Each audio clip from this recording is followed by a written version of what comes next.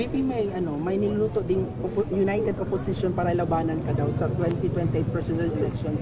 And possibility na si Senator Riza or si Mayor Leni Robredo yung itatapat kung sila yung tatakbong standard bearer ng United Opposition na niluluto. Any comment? Assuming na meron pa tayong bayan na tatawagin na Pilipinas sa 2028 at merong eleksyon na mangyayari.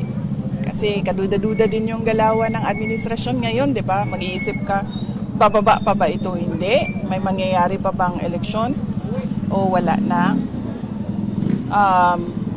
Lahat naman ng qualified sa ilalim ng saligang batas na pwedeng tumakbong Pangulo ay pwedeng tumakbo. Mag-file sila ng certificate of candidacy nila. Kung meron ba tayong bansa na matatawag Pilipinas sa 2028 at merong eleksyon, lahat ng pwedeng tumakbo ay lahat ng qualified sa ilalim ng saligang batas ay pwedeng tumakbo. VP pa exclusive. Ano yung plans mo sa 2028 elections? Tatakbo ka ba for president? Or kailan ka mag-decide kung tatakbo or hindi talaga? Kano sa ganito, nagsulti ko nga maghatag ko sa ako ang desisyon. Sa this year, 2026. Oo, naaman din ang tubag din ha. 2036 naman. Sige. Madiri ang ano. Sige, happy na tamo man VP sa call kayo, makampo na.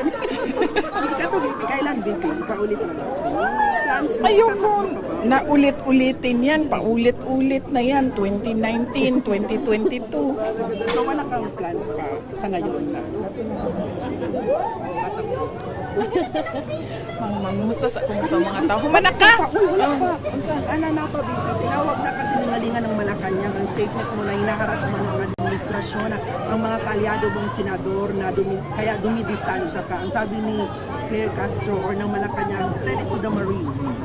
Sinasabi ko na nga paulit-ulit na na si Claire Castro nagdadala yan ng kahihiyan sa ating bayan dahil tinawag siya na spokesperson ng Office of the President. At syempre, kapag nagsasalita ang Office of the President, nakikinig ang buong mundo, hindi lang yung mga kababayan natin.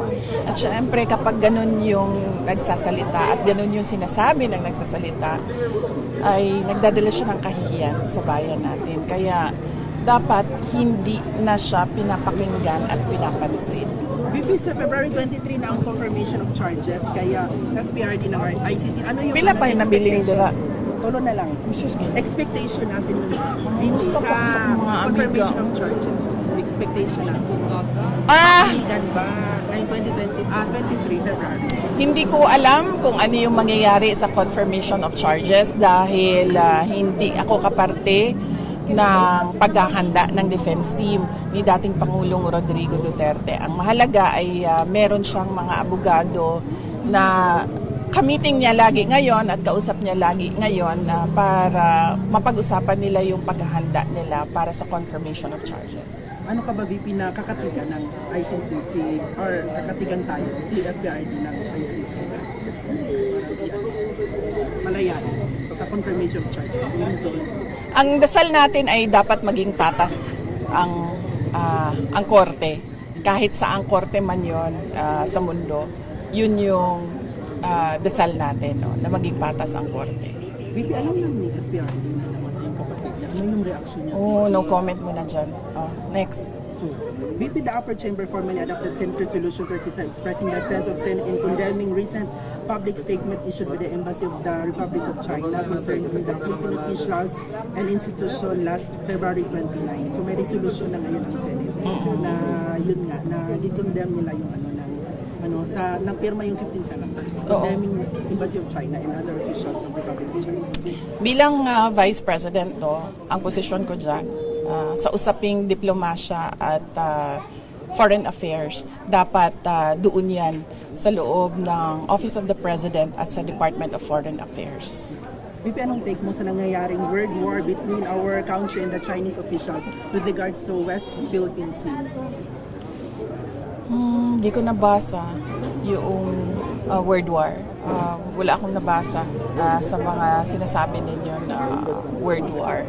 Ang sa akin lang ay dapat ayusin natin ang ating relasyon sa lahat ng mga kapitbahay natin at sa lahat ng iba pang mga bansa sa buong mundo. The International Criminal Court has granted the request of former President Rodrigo Duterte's legal team in the prosecution to add new pieces of evidence to be used in the proceedings.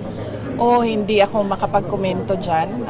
Ang pinaka maayos o magandang statement na manggaling ay mula sa defense team ni dating Pangulong Rodrigo Duterte. VP, first, good news. Tumaas yung net satisfaction ratings mo according sa SWS survey. Oo. Tumaas ng plus 6 points. So, more than 50. So, any Lagi naman may survey o wala. Nagpapasalamat kami lagi yung mga kasamahan ko sa tanggapan ng pangalawang Pangulo. Ako bilang Vice President, nagpapasalamat kami sa patuloy na suporta ng mga mamamayan natin, mga kababayan, sa mga programa, proyekto at aktibidad ng Office of the Vice President at syempre yung mga lakad ko. si PBBM is negative 5 pa. Negative 5 yung ano niya, net satisfaction ratings.